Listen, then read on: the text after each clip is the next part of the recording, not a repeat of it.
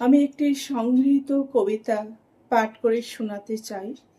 কবিতাটা ভীষণ যেটাকে বলে আগুন ঝরানো লেখা আমার মনে হচ্ছে। আমাদেরকে নিয়ে লেখা কবিতা।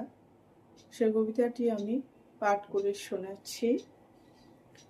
কথা রাখেনি কেউ, অব্যক্ত যন্ত্রণা বুকে নিয়ে না ঘুমিয়ে কেটেছে অনেক রাত। নির্ঘুম রাতকে জিজ্ঞাসা করেছিলাম, কেন এই অনন্ত অপেক্ষা আমার?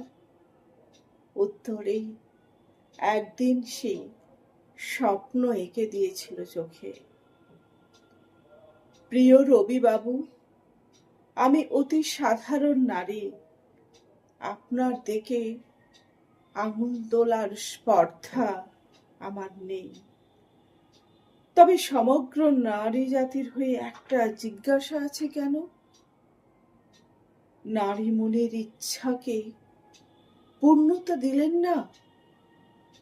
আপনার কাব্যে প্রথম সাহসিকতার পদার্পণ কতবার মনে হয়েছে একমাত্র আপনিই পারেন সাধারণ নারীর প্রেমকে বাস্তবায়িত করতে।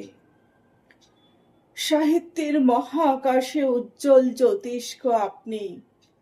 সেখানে বিরাজ করছে বহু কাব্য, উপন্যাস, গল্প, নাটক, আরো কত কি। প্রেমে ভরা কবিতা লিখেছেন। আপনার উপন্যাসে প্রেম ধরা দিয়েছে বহুভাবে। ব্যক্তিত্বময়ী প্রেম, পরকীয়া প্রেম, সব সব ছিল।